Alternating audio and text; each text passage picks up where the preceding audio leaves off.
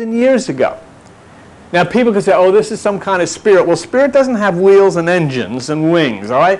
This is something that is described as a NASA scientist would describe a ship with retro rockets and the whole business. But whatever it was an object, it was unidentified, and it was flying, and it was observed according to the Bible over 3,000 years ago. The second thing is that human beings piloted this craft according to the Bible and were seen walking around outside of it. That's what the Bible said. The Bible said there was some kind of a craft that flew, it landed on the earth, and human beings got out of it.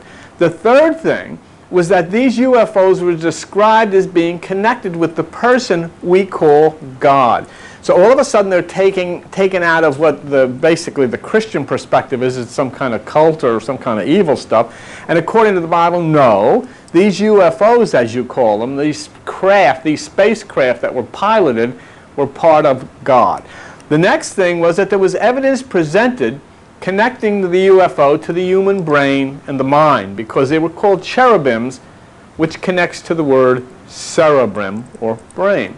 The final thing was that there was evidence presented connecting the UFO's place of origin as the galaxy 4555, which we have been following very closely here. There is significant evidence in the very first verse of the book of Ezekiel that the UFOs came from the galaxy 4555. Now, none of this came out of any weird magazine or any kind of strange New Age stuff.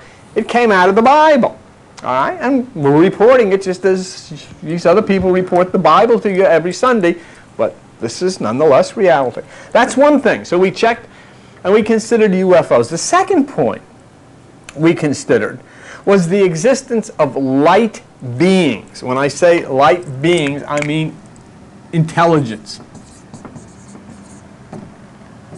Light beings, and we considered them in the essence of what we normally in religion would call spirit. Of course, if you call them spirit in religion, it's okay. It's holy. If you call them light beings, you're part of a cult. So, choose your medicine, whichever one you want. But we approach this on scientific basis, sound scientific analysis as to whether light beings exist and do enter into rooms with us, such as this room. We used the National Aeronautics and Space Administration as evidence. We used physicists George Kramer and John Gribbins as witnesses, and we arrived at several conclusions on the basis of this study over the past couple of weeks, and I'll show you that at 399. And what we arrived at was the fact, according to NASA and these physicists, that if an electron is stimulated in one place, it will attract a photon from another place. In other words, if this electron in your head, in the pineal gland of the brain, is stimulated, it will attract light, cosmic light, from above to you. And if a light being becomes active in one spot, it will attract a light being in another spot. This is a scientific fact. It doesn't require religious comments. It doesn't require any kind of faith. It's just the way it is.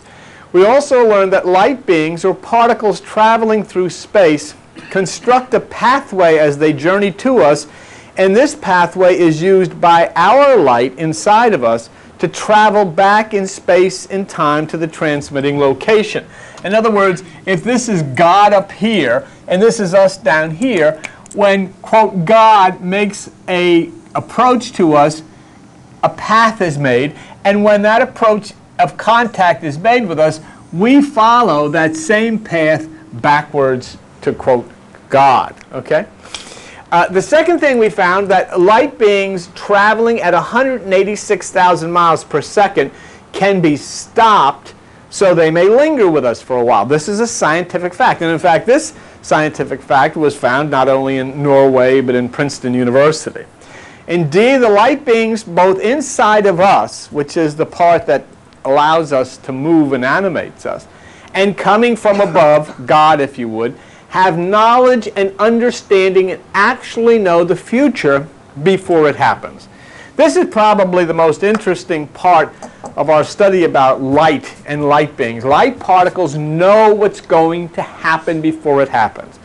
So as we were talking about, an animal gets caught into the jaws of a lion, instantly that light inside of that animal that is trapped leaves, and so the terrible deed is not going to be experienced by that personality other than the body. It's the problem that I have with the coming execution of Timothy McVeigh, who killed all of these people in that horrendous bombing. That light inside of Timothy McVeigh knows exactly what's going to happen, and so that Timothy McVeigh requested this execution so that light can be set free. And then we have to follow the teachings of Jesus, who said when an evil spirit leaves a person, it will come back and the conditions will be 7 times worse than they were before. So what's happening here is we are not sentencing Timothy McVeigh to death, because all they're going to do is kill his body. You can't kill the light inside of him. What you are doing is sentencing people down the road in the future to death, because that evilness that comes out of McVeigh, which has not been broken, will return and continue to do what it's done before. Take a look at the light bulbs in any one of these light fixtures around here. You may break the bulb, you may jump up and down in the bulb, but when you do, the light will not be in it. But you screw another one in there and that same light's back. Okay.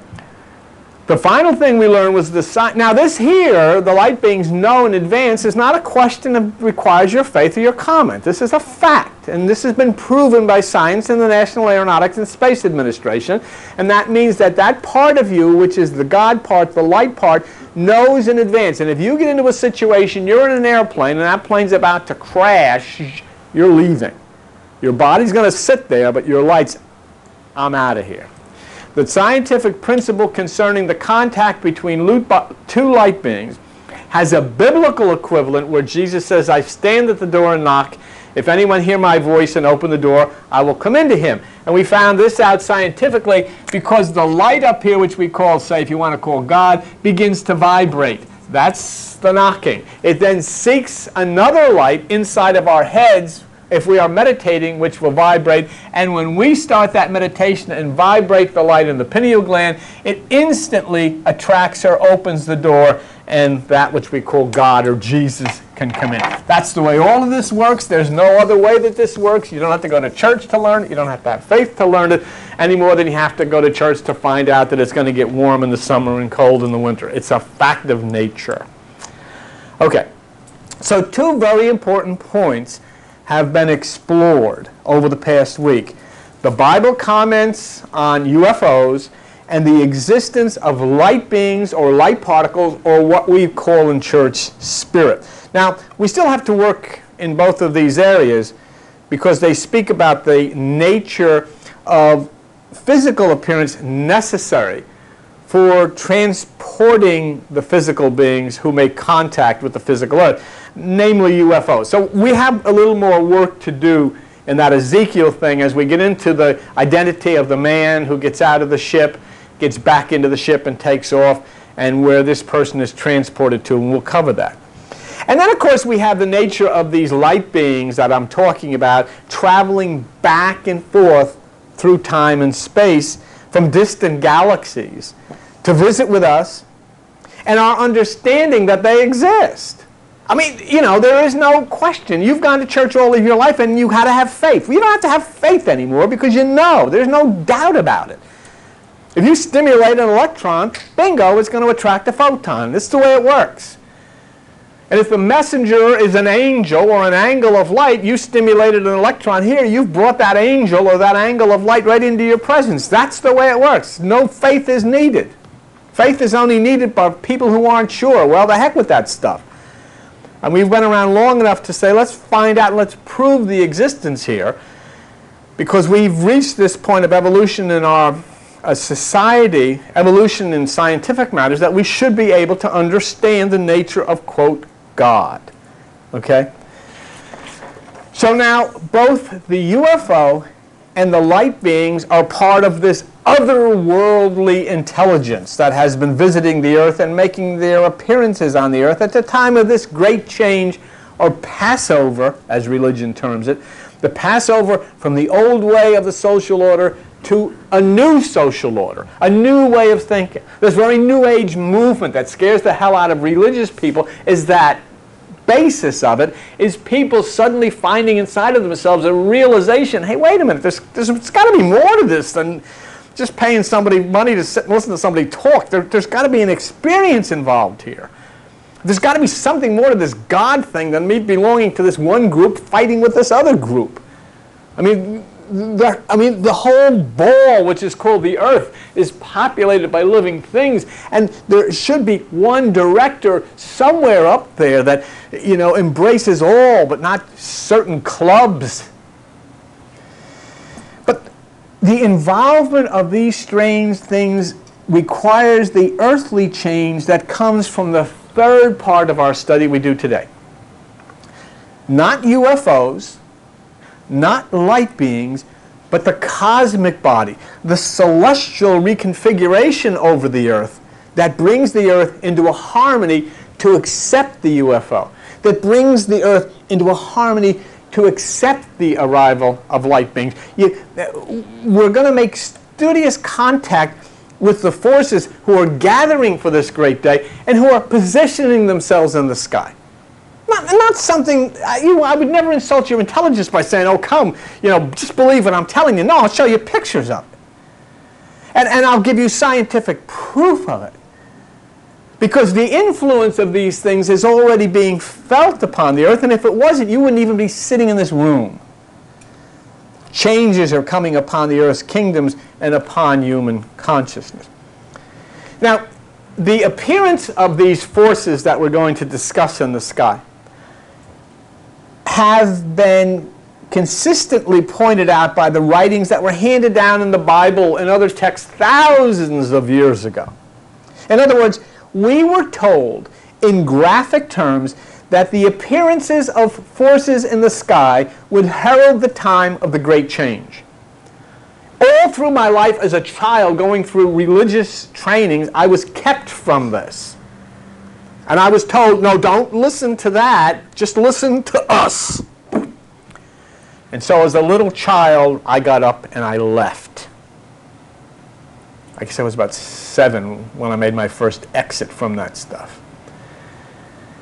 In both instances, relative to UFOs and light beings, we have included both the scientific principles, which are the National Aeronautics and Space Administration, Stedman's Medical Information, George Kramer, John Gribbins, all of the quantum physicists. We've included scientific information and totally unscientific writings in the Bible, which are pure mythology.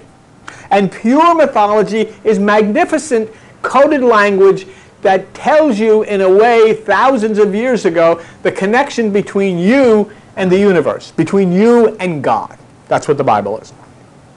So we got to do the same thing now with these celestial forces, these cosmic forces, and see how they are ready to play their part, which I might add has already begun. So where are we going to look for this? I've got to use a Bible. I don't have anything else that transgresses from the visible to the invisible.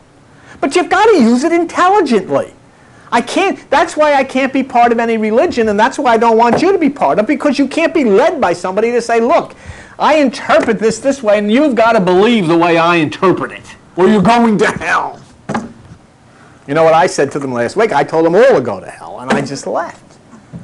Because you can't ever bring yourself to the point of believing somebody else's interpretation under the guise of a threat. You have to think for yourself. You have to understand for yourself. You have to look for yourself. And if you have to say, I'm sorry, I can't believe the way you think, I'm leaving, then do what you have to do. Because what does the Bible say will be the signs of this great change? What does the Bible say will be the signs of this great passing over to a new consciousness? What does the Bible say you should be looking at in order to understand the nature of all of these things? And it's contained in Overhead B64. It says quite clearly, let there be lights in the firmament of the heavens to divide the day, and let them be for signs. That's on the very first page of the Bible. You got to look at constellations. You got to look at stars. You got to look at galaxies. You got to look at black holes. You got to look at nebulas. Them are the signs. And that's what the Bible said. And if there is one thing religion can't deal with, it's the very first page of the Bible. Because as soon as you do, they'll start calling you some kind of an astrology cult leader or something like that. Because they don't understand. And so, why should I follow the people that refuse to follow the directions of the Bible? I won't. So there is no doubt, if you wish to follow the Bible, and if you wish to understand the signs from God, then you have to understand the planets and the constellations and the signs in the sky. The Bible tells us that it is in the sky where the signs will appear. If it wasn't in there, fine. But I'm sorry, it is. And in religion, there has been a great falling away from understanding. Most people who are ardent followers of religion have trouble discussing the powers of planets and constellations. They have trouble with astrology, yet the very Bible that they have, that they hold close to, that they kiss, that they put on Mama's piano, and all of the stuff, the Holy Word of God says on the very first page, look, if you want to understand what's going to happen here, then you're going to have to follow the stars to guide you. Because the signs as to what God is going to do are going to be up in the sky. There's a religious preacher. I've ever seen this guy. His name is Jack Van Impe. He's a 1,000% government-inspected fruitcake, if there ever was one. And he's evidently been reading lately about black holes and dark matter. And this jerk has arrived at the point that this must be the place of Satan, because everything in the dark hole gets eaten up. He's a 100% horse's tail. And yet he sits there and millions of people are waiting with bated breath. Why would you listen to a jerk telling you about science when you could go to eminent scientists to tell you the truth? But that's what we do. And this is the year 2001. And we listen to jerks like this. And he sits there praying in Jesus' name, collecting millions and millions and millions, and making the most ignorant statements about the cosmos that it's possible to make. Black holes are the dwelling place of Satan, because he never read the part of the Bible that says about God, he makes darkness his secret place. So the point is very clear.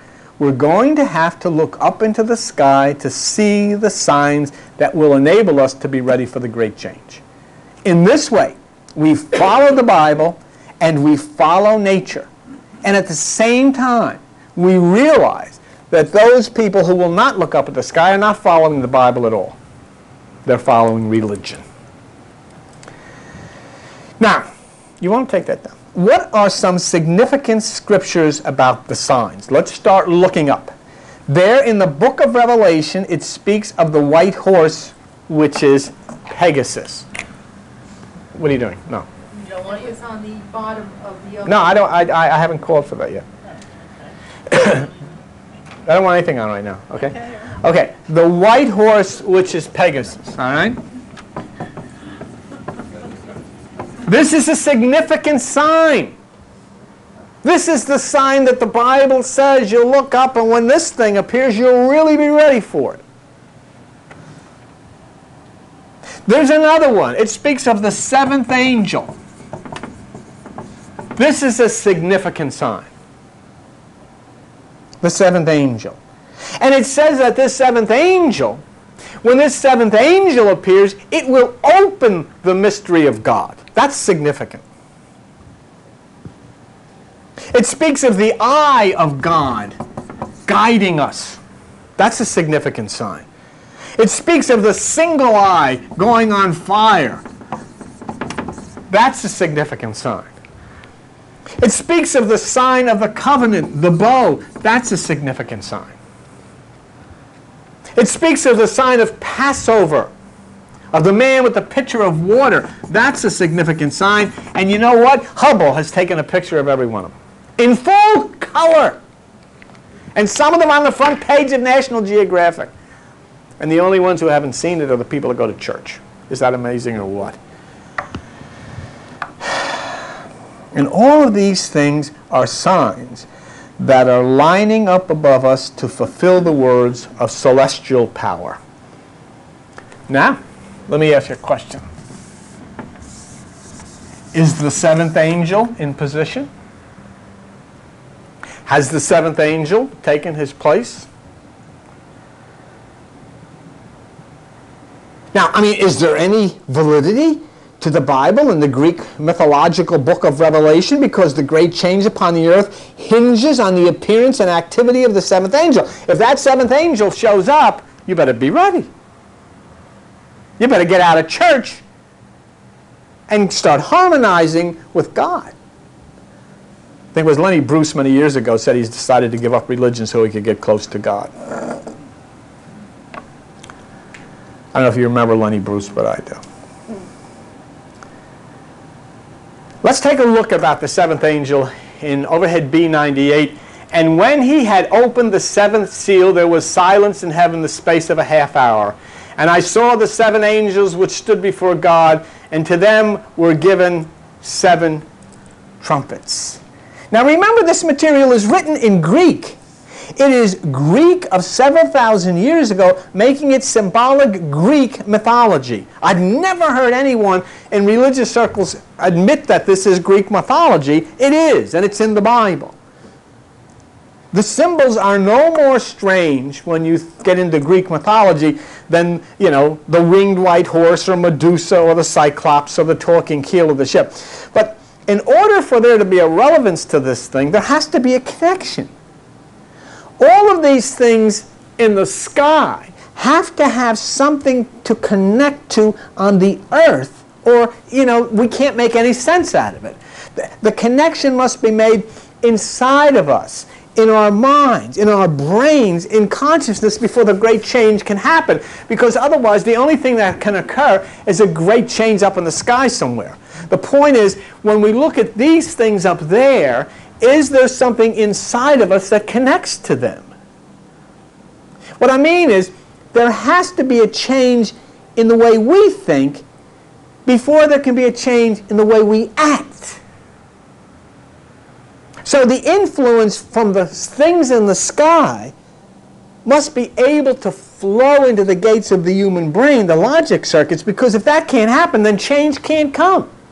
There's no sense of having this stuff up there because you can't see it unless it has an effect on the human brain. If you want to operate an electrical appliance, the fact that you have an electrical cord coming from the appliance means nothing unless you've got a plug to plug it into. You can't take your television set out in the backyard and make it work because you don't have an electric plug. You got to have something to plug it into. You can't plug it into a tree. So there must be two parts, and they have to be able to accommodate one another. You've got to have an electric cord with an outlet, a plug, and you've got to have an outlet, and you've got to plug the two. And they've got to accommodate each other. They've got to harmonize with each other. They've got to have three prongs now. You got three prongs, you put it in there, bingo, and you can see everything. So when we look at the seven angels in the book of Revelation, we think of seven rays of light,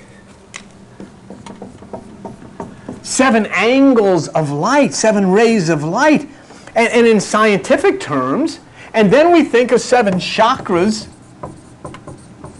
in Hindu terms. Because you've all heard about that, the seven chakras in the body. Now, even if there are not seven chakras in the body, and even if there are not seven angels in scientific terms, and there are not seven angels in metaphysical or biblical terms, there are references. They're just words to reference you to something. So you can identify things. It's like you say, well, there's Pegasus. There's no Pegasus up there. That's a name, so you can reference the thing, the dot. You know what it is?